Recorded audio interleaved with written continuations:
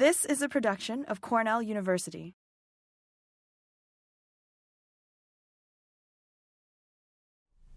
We're just going to wing it here without slides for a little bit. So the idea for this seminar came from a class that Mike and I are co-teaching this semester called Wine Culture, which is part of the University Courses Initiative. So we talk about how wine and people have interacted over thousands of years. And one thing that's been going on over thousands of years is that people have been faking or misrepresenting wine, way back even to the ancient texts, which Mike is going to talk a little bit about. So before we go on, because the title slide does acknowledge two people who have really helped us with this. Gavin Sachs, Associate Professor in Food Science, who's our wine chemist, is here somewhere. Oh, there he is, way at the back. And Beth Brzezinski, who is one of his students and is our wine counterfeiter for today, because we do have, towards the end, we'll try these, a real Burgundy and a counterfeited Burgundy that Beth had worked on for you to try. So my next slide is a table that is adapted from Gavin's upcoming textbook on wine chemistry about all the different kinds of wine fraud. And we're going to be focusing in on a couple here. One is mislabeling, because those are the big cases that you tend to hear about in the news and people write about. And we'll talk a little bit about adulteration, because that is one of the wines that we have for you today. But there have been many other types of misrepresentation that happens in the wine world, and some of them you may have heard of. For example, in 2006, a huge case broke that Gallo had purchased about 3.5 million gallons of what was supposed to be Pinot Noir from the Languedoc region in France, and it ended up being Merlot. And that only became clear when a couple of officials noticed that there was more Pinot Noir that was sold to Gallo than was produced in the region itself. A few other more popular ones that have come up is, you may have heard in the 1980s, in 1987, I believe it was, there were a number of deaths in Italy where some producers were using water and methanol, adding a little bit of wine to it, and then selling that as a table wine, and I think 17 people died and many more were injured in that case.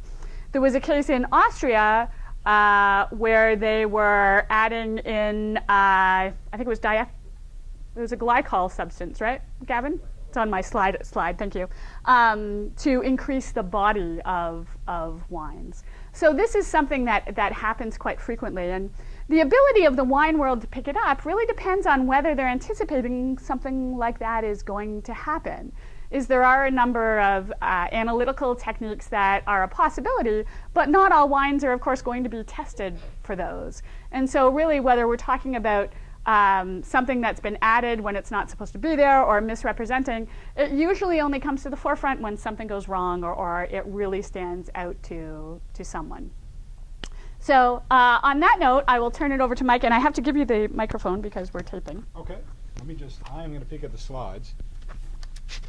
But let me set the scene for you. I don't know how much most of you know about Rome or why you'd even look at ancient Rome for things. But once upon a time, Rome was a village in Italy about the size of Ithaca, New York, just about the same size. It was founded in the year 753 BC. That's more or less what the archaeology confirms. And in time, it grew to become a world empire. When it collapsed in the 5th century BC, we entered what used to be called the Dark Ages. Nobody uses that term anymore, even though it's totally appropriate. Life got much worse for everybody in Europe, and then all the other trade routes and things. But before then, before Rome collapsed, people had lives not totally different in some ways from our own in material ways. They had flush toilets, for example. They had seminar rooms just like this. They had no power, just like this.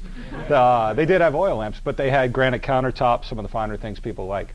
And they had a massive trade route that went all around the ancient world. Starting in the 3rd century BC, more or less, the Romans began cultivating wine or grapes systematically to produce wine. They got the techniques from Carthage, which was the rival empire in North Africa, in Tunisia today, that they crushed.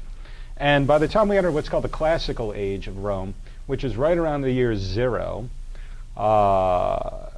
we know a lot about their day-to-day lives. We know a lot about some of the personalities. I'm about to be able to show you a slide, perhaps, about one of their most famous politicians.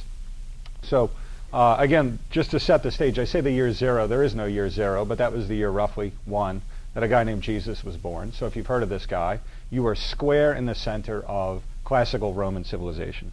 2 centuries before, 2 centuries after. In the year 63 BC, there was a famous Roman consul named Cicero. So consul was basically the president of ancient Rome. They had 2 of them every year. But in this year, there was this guy Cicero, and who was a lot like Barack Obama. He came from no special political background, no connections. He was out from the provinces. He was not favored to win whatsoever, but he did win. And he crushed a conspiracy to overthrow the state that same year, so he became a very, very famous guy. He was also famous for telling jokes. So after he died, somebody decided to collect Cicero's most famous jokes. And so that's what I want to start with.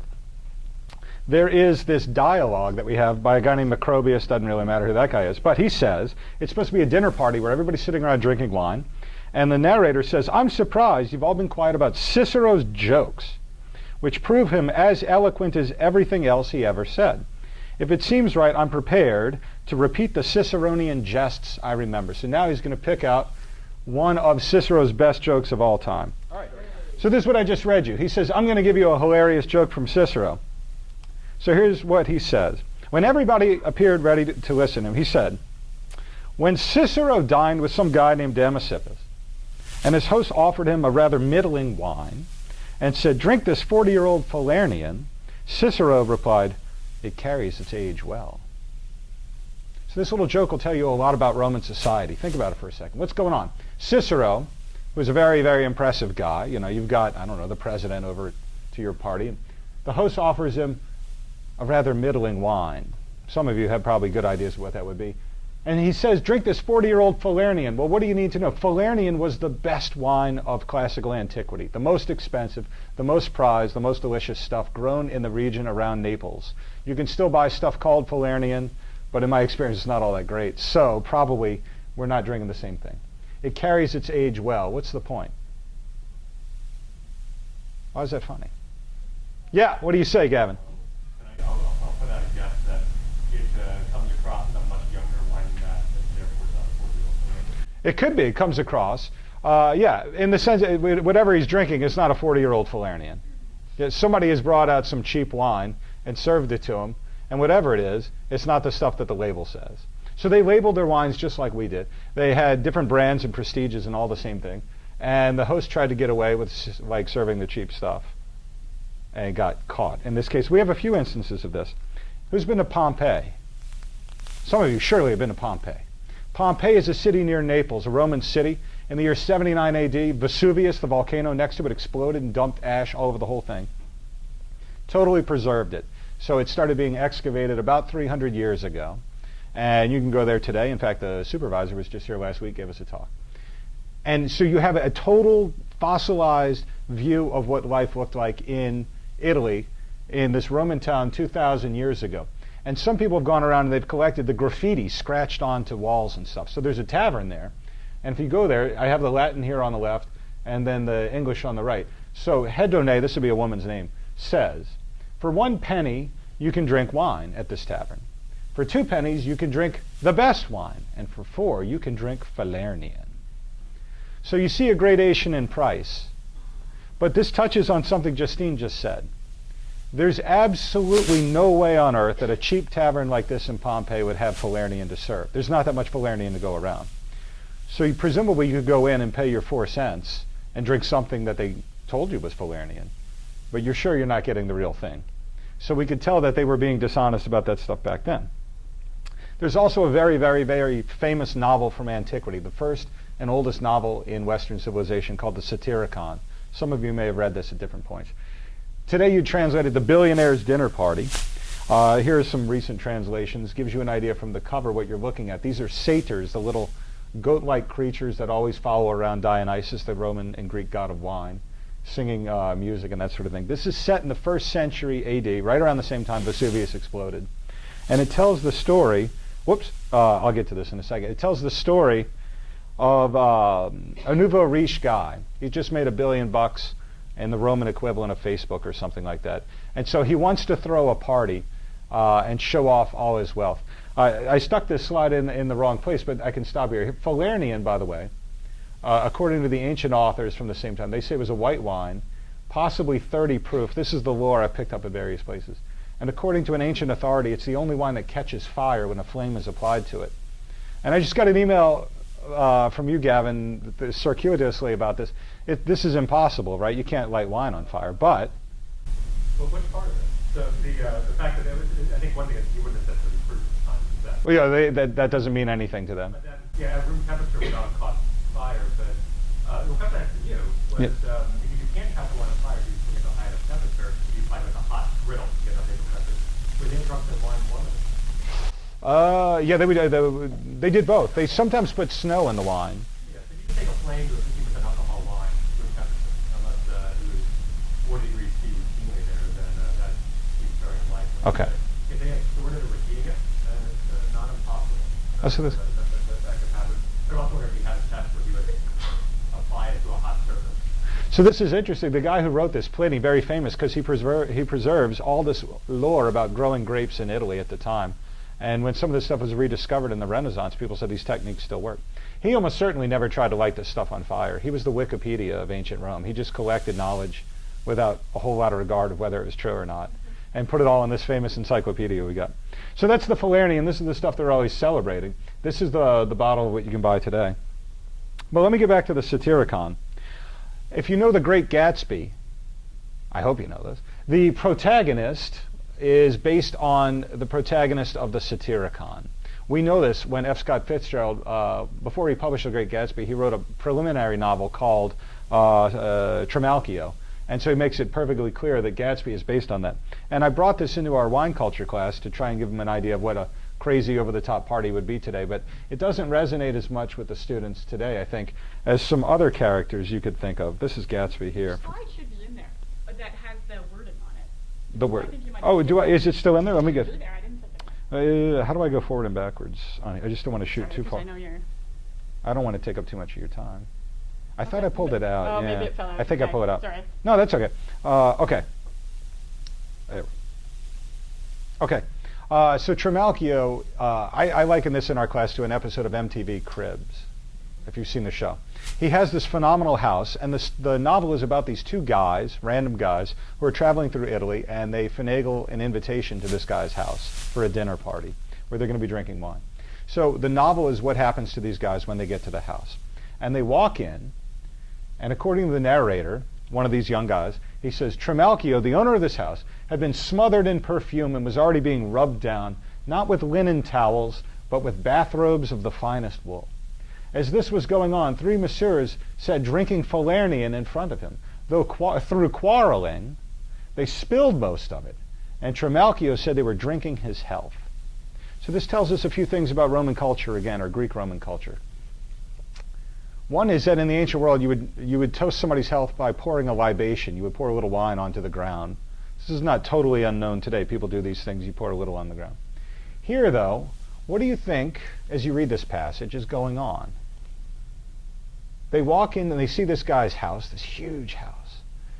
And their host has just come out of the Roman baths. He's being rubbed down not with linen towels, but with bathrobes of cashmere, you would say. It's crazy over the top, right? This is not the kind of thing most people do.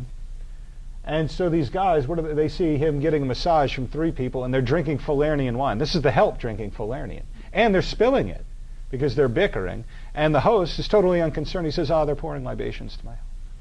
So the novel is making it clear it's a satire of nouveau riche people who are trying to put on a good impression. Nobody really does this in the real world, but we do have parallels to this. For example, this gentleman, who the students did not know by sight. The millennials don't know Puff Daddy. Of course, this resonates with me, but that's Chris Dahl. He's pouring out on the ground, wearing his fur. Presumably, he doesn't do this every day. But this is the kind of thing you do for media photos. So that's what this novel is about. It's basically the same thing. Whatever those guys are drinking in the novel, it's not going to be real Falernian. Later on in the party, they're having dinner. So they're all reclining. This is the way you ate at dinner parties in the ancient world. So they're reclining on one side. And the narrator says, carefully sealed wine bottles were immediately brought out to us. Their necks were labeled Falernian, Consul Opimius, 100 years old. So while we were examining the labels, Trimalchio clapped his hands and said with a sigh, wine has a longer life than us poor folks. So let's wet our whistles. Wine is life. I'm giving you real opinion. I didn't put out such good stuff yesterday, although the company was much better class. So there are a few jokes we know here because of our Roman history. So Falernian, of course, is going to be the very best stuff. The consul remembers the president of ancient Rome. There are two of these guys every year, and that's how the Romans dated their years. So if you wanted to know the year 64, or 63 rather, BC, the Roman would say that was the year that Cicero was consul. So the year that this guy Opimius was consul was a famous vintage in ancient Rome, the most famous vintage. And it was the most expensive wine. What we know is that the time period that this novel is set is much later than 100 years after this guy Opimius was consul. So this is part of the joke. The host has been sold some wine, labeled Falernian, with a year that absolutely does not match what it should be. So the novel is making clear that the protagonist is being satirized. He's too stupid, so he went to the, I don't know, Sparrows, and they sold him some Coca-Cola in a champagne bottle or something like that. And I'm going to, with that, I think that's enough for the ancient world. I'm going to pass it off to you, Justine, to tell us about how it hasn't really changed. Thanks. Right, so it hasn't really changed because we still have people who want to spend a lot of money on what are considered trophy bottles of wine. And that's how we get into trouble. So how many of you have read this book? It's an amazing book, The Billionaires Vinegar? Okay, only two. Okay, it's really good. Page turner. You should read it because the movie is coming out. The book's always better than the movie. You know how that goes. And it will star Matthew McConaughey. And this is the story of a guy named Hardy Rodenstock. So Hardy Rodenstock was a German citizen, and he was a manager of a couple of sort of mid-level pop bands. And then he got really into the wine scene and started purchasing a lot of really expensive, well-known wines. And then he started hosting these absolutely lavish tastings at castles, at hotels, and he would invite dignitaries, and he had amazing wine lists. And so he was able to get big names there from the wine world, big influential names like Robert Parker Jr. If you know Robert Parker Jr., he is the #1 wine critic in the world. Now we talk about Parkerization of wines as people trying to make wines to appease his palate. Jancis Robinson, the very famous master of wine, British wine writer. Michael Broadbent from Christie's Auction House. So these are some of the very top wine people. And he would invite them to these lavish tastings, but normally at tastings we spit our wines, and he did not allow spitting at his tasting. So the rule was that you had to drink the wine to fully appreciate just how good the wine was. So he would have people drink the wine, and then he would save the very best until the last. So he'd start his tasting at maybe 11 a.m., and then at 11 p.m., he would bring out these bottles that everybody was waiting for. Of course, everybody was reasonably inebriated at the time, and so when he brought out these bottles, for example, that were considered pre-phylloxera, so this was pre the root pest that had afflicted most of the wine world, including Bordeaux and Burgundy in the mid-1800s. He would bring out wines from the early 1800s, but no one was really in a condition to truly evaluate these wines. So, but he was getting very famous, and people loved to go to his tastings. He sold a lot of wines. But then a couple of people started to get suspicious because in the wine world, an even better trophy wine than an amazing vintage from Bordeaux or Burgundy, for example, is to show up with a larger format bottle. So he started showing up actually with Imperials, which aren't on here. Imperials are 6-liter bottles from some amazing vintages. And a couple of people, so these were Chateau Petrus from Bordeaux. And a couple of people said, I don't think they had Imperials for those vintages. But, you know, everyone's having a great time at these tastings and that sort of thing. So whispers started. And then these things showed up on the market. Does anyone know these bottles? The Thomas Jefferson bottles. Yeah, this was big news in the wine world. So Hardy Rodenstock claims that he got a call from someone tearing down an older home in Paris, and behind a brick wall, he found a stash of old Bordeaux's. So these are labeled, as you can see, 1784, 1787. They're labeled as first growth, so the very top level of Bordeaux wines. So Lafite, for example, Lafite is spelled with only one T now. And they're labeled THJ to signify that they may have belonged to Thomas Jefferson. So why would Thomas Jefferson have wines in Paris? Well, Thomas Jefferson spent a lot of time in Paris. He was, my understanding is, the French envoy over there. He loved buying Bordeaux, expensive Bordeaux. And when he returned to America, he continued to purchase a lot of Bordeaux. He ordered not only for himself, but for George Washington as well. But what he did do was he kept impeccable records of everything he had ever ordered, when he got the delivery, what the wines were like, and that sort of thing. So one of these bottles first shows up at Christie's auction house from Hardy Rodenstock. And the head of wine at Christie's auction house is a guy named Michael Broadbent, who's very well known in the world of wine. And he does his best to authenticate the wine. He takes it to his bottle guy, and the bottle guy says, yeah, that's an old bottle. And he takes it to his engraving guy, who says, yeah, the engraving looks pretty old. And so he goes, yep, I believe this is a 1787 Thomas Jefferson wine. And so they put it up for auction. The auction goes absolutely bananas. The Forbes family buys the bottle for over $150,000. This is 1985-ish. So then Hardy Rodenstock has a couple more bottles. They go out east, that sort of thing. And then these 4 more bottles show up, and they get sold to this guy. Does anyone know who this guy is? Yes. Yes. The happiest part of the whole story. Yeah. Okay. One of the Koch brothers. He's one of the Koch brothers, but he is not one of those 2 Koch brothers. He's not part of the American for Prosperous Future or whatever their super PAC is. He is the litigious brother. He's the one who is always suing them about the family business. So this is a guy named Bill Koch, and this is his private wine cellar in his home in Palm Beach, which tells you something about him. And so these 4 Thomas Jefferson bottles get sold through an auction house to Bill Koch. And so he's super excited, and he's going to put on a tasting, and he calls Monticello, Thomas Jefferson's home and museum, and says, oh, I'd really like you to write something up about these bottles for me to display at this tasting. And they said, those aren't from Thomas Jefferson. We have records of every wine he's bought, and he never even labeled anything TJ. If he put his initials on something, it was just TJ. These are not Thomas Jefferson bottles. And he says, well, how come you never said this before? And they said, oh, no one asked. We had reports, but no one ever came to us to authenticate these bottles.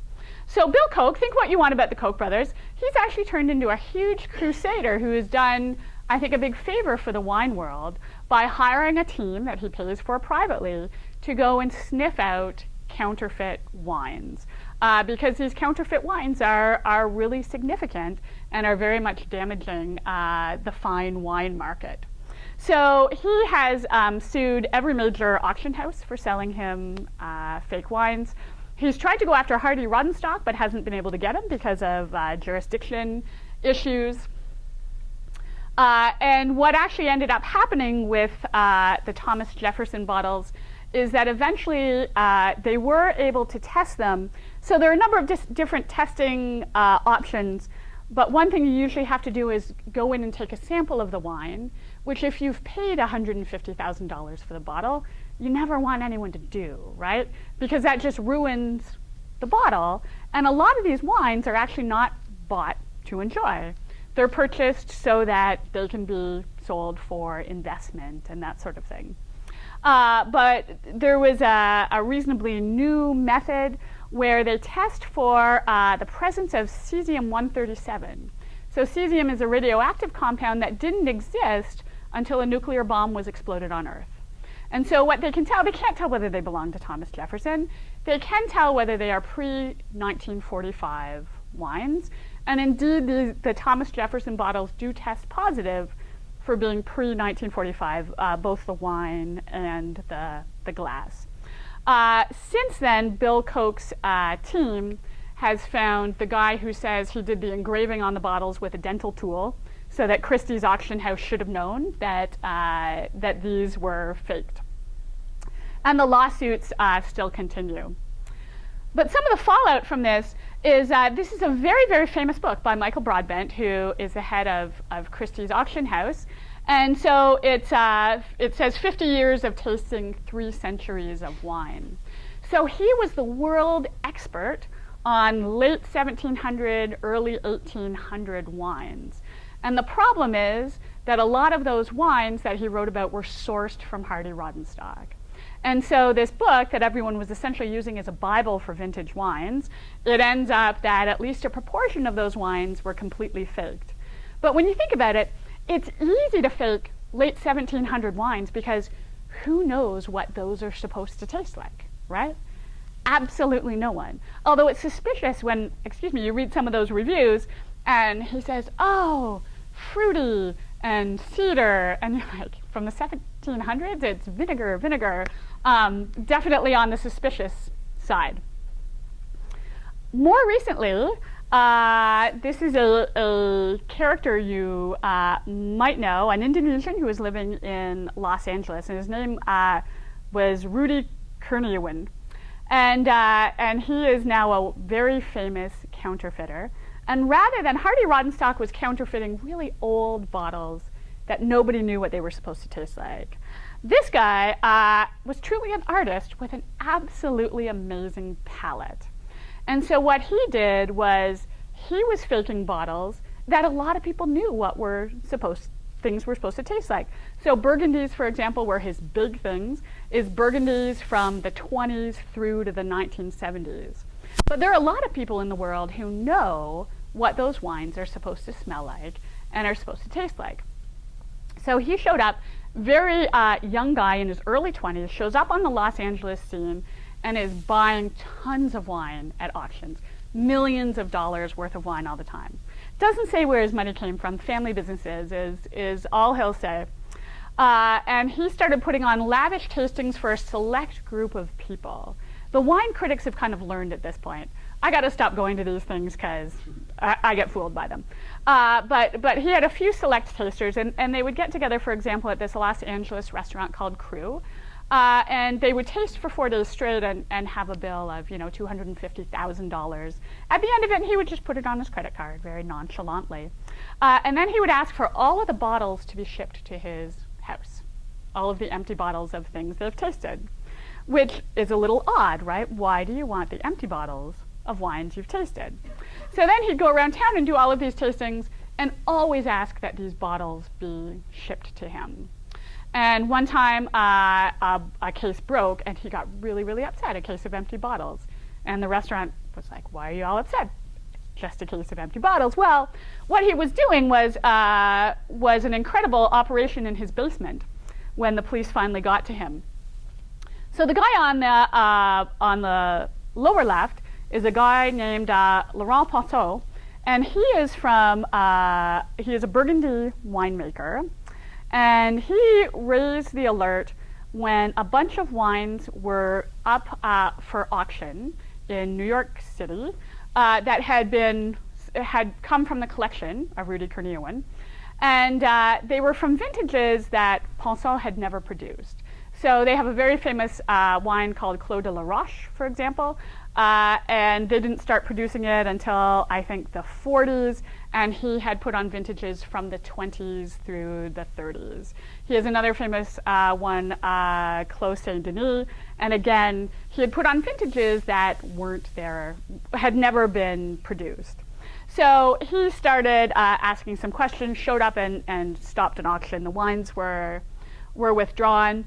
And when they finally got to his basement, what he had were a whole bunch of labels he'd faked, all of these old bottles from wines he had actually tasted. And what he was doing was just mixing together newer or cheap wines to come up with these older wines. So he had recipes, for example, written out and tacked to the wall. If you want to make a DRC from 1924 or some vintage he wanted, you can put in a third of a bottle of oxidized Bordeaux, a third of a bottle of Napa Cab, and some 1956 cheap Bordeaux that he was picking up. And then when they started investigating him, they found he was making some strange purchases, like buying a bunch of Burgundy from the 30s and 40s in bulk, vintages that no one wanted, no one thought they were going to get rid of. And he was buying gallons and gallons and gallons of them. But he had an incredible palate, and he was able to produce these wines and fool collectors who really knew what these wines were supposed to smell like and supposed to taste like. So he is now in jail for fraud, wire fraud and mail fraud and a bunch of other things, all relating to sale of these wines. Estimates of the fake wine that he's put on the market range from about 100 million to 500 million. But it's thought that here in North America, when we're talking about the fine wine market, so usually then we're thinking wines above, say, $500 or $1,000 a bottle, probably about 20% of those are faked, is the estimate. Over in Asia, the Chinese are big purchasers of Bordeaux right now. The estimate is that about 50% of them are faked. And Ponceau from Burgundy says that 80% of pre-1980 Burgundies are fake when you're purchasing them on the market. So this is a huge problem. And it comes from wine reaching that trophy status stage, where people want to have it, splurge on the wine, and very often these don't get actually drunk. And part of it is that it can be easy to do if you have a good palate. You can pick up these bottles on eBay. This is Chateau Haut-Brion, which is a first growth. So you can buy the bottle for $50 a bottle, and then if you put something in there someone will actually pay for, you can get between about, these are 1966, I think, you can get between about $500 and $1,000 per bottle if you can fool people. And it appears that it's not all that hard to do that. So huge problem in the wine world. Now wine is getting financialized. Many of you have probably seen The Big Short. Don and I were talking about this the other day. There was a business that is now under investigation in Berkeley. They were selling futures on wine. So right after the vintage, like at this time of year, you can buy futures on Bordeaux from 2015. So you're sort of hedging your bets on whether the wine will be expensive or not expensive. And they were selling all these futures without actually owning futures and bottles ever existing. So it's getting to be an issue in terms of investment as well. So to show you how easy it is to do this, I asked Gavin and Beth to fake a wine.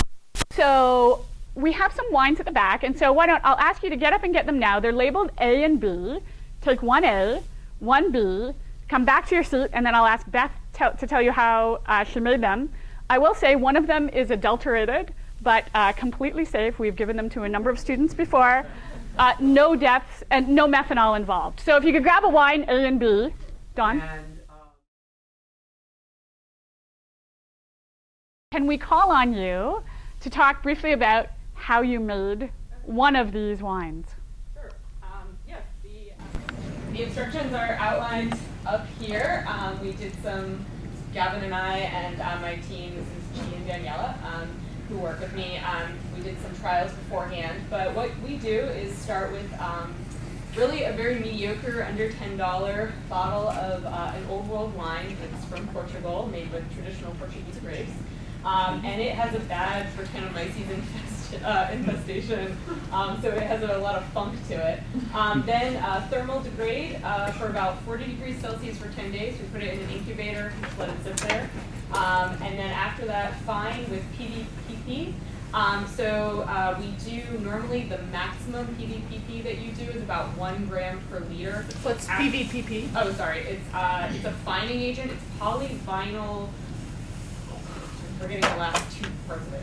Do you remember? Polypyrrolidone. Polypyrrolidone. So it's, what it does is it strips away a lot of the color from the wine. So we're doing 10 times the absolute maximum amount that you would normally add. So you just do that, we filter it out, and then add back some color using caramel food coloring, which is like a brownish. Yeah, Thank you. Yeah, And so as wines, as red wines age, they take on more of this British color. So go ahead and try your wines, and we'll have a vote, and we'll see if you guys got the real wine or the fake wine. So do you want Which us to order? try A first or B first? Whatever you like. Just Okay. note which one do you think is the real Bordeaux and which one do you think is the fake Bordeaux. I should say the real one is in 1989. Because mostly people will do older wines. So the real one is 1989. Okay, so let's vote. So Micah suggested we're going to close our eyes so that not everyone's like, well, who's the one person here, and try to vote with them. So close your eyes. Put up your hand if you thought that A was the fake. The fake, yeah. Or the fake? Did you think A was the fake? Okay, and put up your hand if you thought B was the fake. And only, okay, it's tied, but, okay, you can open your eyes. It's tied, but a bunch of you were not voting for some reason. Were they counting?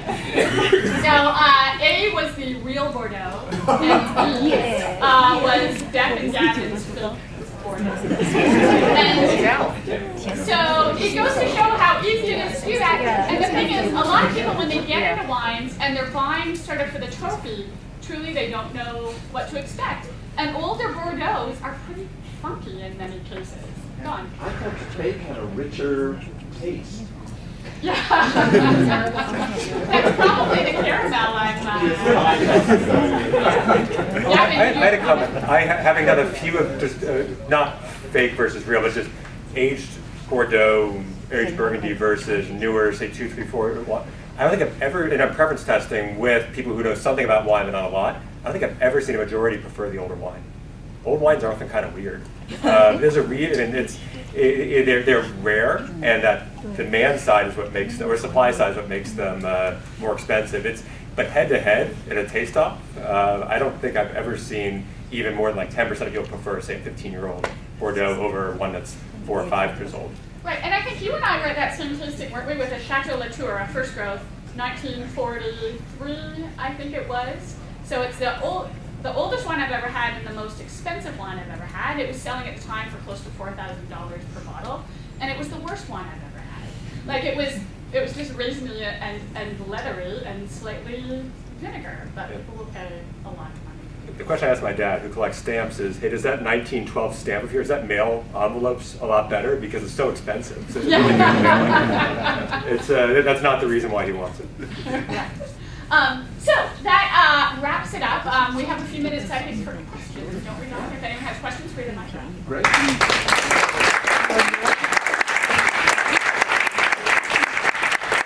I have a question. Have there been more advanced techniques that have been developed in recent years for sleuthing out fake wine? So yes, the question is about more advanced techniques. Certainly the cesium 137 is one that came around because of trying to identify older wines. But my impression is that mostly it's that people have, not that they've developed new analytical techniques, but they've gone to develop analytical techniques and then brought them over to wine. And so I think, there's one problem that shows up in the wine world a lot is grapes being mislabeled by region. So for example, you want to sell Napa Cabernet Sauvignon, but you go to the Central Valley and pay 1/10 of the price and then mislabel it. And you can do isotope analysis or elemental analysis, for example, now to determine what region it comes from. So yeah, new techniques are coming around, but again, often you have to sample the wine for that. And with these expensive older wines, people don't want to open the bottle because then they lose their investment. So, Mike, what do we know about wine consumption patterns in ancient Rome compared to today? Do we have any data on that or information on that? Well, sure, but this was actually the very first lecture that we had in our class was the chair of my department is a Bronze Age archaeologist came and showed us that it was basically an old world global trade in wine as far back as you can go. So, in the height of Rome, wine was being shipped all over the Roman Empire. And just for point of reference, the Roman Empire at its height in 212 AD started in England, went down to the Sahara Desert, up to the Rhine River, and all the way out to Iraq. Everything on the in-between, except for chunks of Germany, was part of Rome. So it was a huge market, not so different than it would have been just a couple hundred years ago. How much do people drink, like on average, do you know that? On average, no, that's hard to say. They drank it differently than we do today. So in classical Greece, at the symposium, people drank their wine cut with water. So you mix 4 parts of water to 1 part of wine. And in Rome, they typically drank 2 parts of water to 1 part of wine. And that was their normal mode of consumption. So what we just did here, or what we do here in the United States, is something they thought only the barbarians did in drinking history. So it becomes hard to measure even in those terms. It's a good question. Yep. Have you stumbled across anything about how, if fraud was indeed not commonplace, it occurred, how authentication was done outside of having a label and a seal? Was there anything else that a person could do during Roman times as a means to evaluate? Was there? No, in the ancient world, I don't see how you could do anything. Of course, they had no microscopes. No, and of course the problem with forgery in anything, but especially in things like artistic typing, is that as soon as you authenticate some of the stuff in somebody's work, you get accustomed to the new style. So you see this in art history where somebody authenticates a forged painting, and you say, oh, that looks a little different from the rest of the artist's output, but I guess if the artist can do that, then the next forger would come along and say, well, that looks more like the next forger. So this was a big problem with the Vermeer paintings when they were being forged. I forget the big scandal was some years ago, but you start to adjust your palate. It would happen with wine right now too, right? If you drink it from a fake Bordeaux, you say, oh, that must be what Bordeaux tastes like. So back then, I don't think they could do anything about it. Okay, I was thinking about less about chemical means, but more prosaic means, like record keeping, where they were expecting something besides just a label on the bottle, but they were expecting a bill of lading or something like that. Yeah, we don't have any records about that. They kept them. We know they kept the records, but we don't have anything like that today. That wouldn't survive on the commentaries. I think the only thing was that amphora were shaped differently depending on where the wine was from, right? Maybe. That is going beyond sort of my expertise. The remarking on the video camera said the amphora were shaped differently. The transport amphora went all around the Mediterranean. So they were a standard size like cargo ships today. So I don't know. They might be different. I think Stern had said they were different shapes. I see. And that sometimes you could identify where a wine came from based on the shape of the amphora, but then people just started making different amphora. I think that's right. I have a question for Justine. You had mentioned that, I forget what specific time period, but up to 80% of a certain type of wine at a specific period is considered potentially counterfeit. Is that right? Yeah. Yes. So Laurent Poisson, who is now sort of the big Burgundy name, who is fighting counterfeit Burgundies, his claim is that 80% of pre-1980 Bordeaux, or Burgundy, is fake. I don't think he can support that with data, but they do have several great examples where they've gone on social media and tallied up the number of people that said they were drinking a 50th anniversary of DRC, and more people drank it on its 50th anniversary than was actually used at the time. So they've done a couple things. I guess my question is does that segment of the market then freeze up? Like, if it's potentially that high, are people still risking and buying those bottles, or is it still a very lucrative portion of the industry to be in? It's still pretty lucrative because there appear to be, and someone can jump in if they have knowledge here, there always appear to be new collectors with a lot of money coming on board that don't have the experience to know counterfeit wines and know whether they're being had. And so if a collector is experienced, they will only buy from reliable sources. Auction houses that authenticate, even though then we saw, Christie's has made some considerable mistakes, so have many other ones. But there's still this market where people go and buy from private collectors, and that's one thing that they were never able to track is with Rudy Kurniawan. He sold a lot privately, but they didn't really have a record of that. And there's also an embarrassment factor, is that people don't want to come out and say they've been had. So a lot of people keep quiet and just pour that wine out and leave it at that. A question more for Beth. Why do we have a Cornell wine counterfeiting team? I just do what I'm told. We don't have a counterfeiting team. We have a wine tasting team, which actually is the co-captain of, but we do not have a wine counterfeiting team, but that was back in. You take that off of your CD. Sorry. Doesn't that that say a lot about what wine tasting is? 'Cause I don't. I mean, if you can get all these people who are knowledgeable about it confused about what wine they're tasting, doesn't that say something about what that it's more of an art than a science? So when we're talking about wine tasting, so it's hard to say, but I can quote a few good studies. For example, there was a study that came out a couple of years ago where they gave people what they said was either a $10 bottle of wine or a $90 bottle of wine, and they did brain MRIs while they were drinking wine. And they found that if you had the $90 bottle of wine, your brain MRI was really quite different compared to if you had the $10 bottle of wine. The problem being that those were the exact same wine when they did it. Or there was a study where they served wines, it was done in the UK, and so I think when you translate to dollars, it was between about $5 and $50 a bottle. And people would have been better off flipping a coin to try and pick what they thought the bottle price was, rather than identifying it. So I think in terms of regular wine drinkers, you know, can they appreciate these really high-end wines and really high-end wines? That's hard to say. Do I think there is a segment of people out there who are super tasters and have incredible tasting memories who can recognize these wines and really tell them apart? I do think so.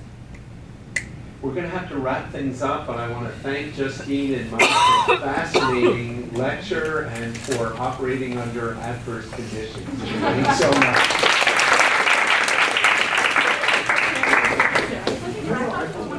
This has been a production of Cornell University, on the web at cornell.edu.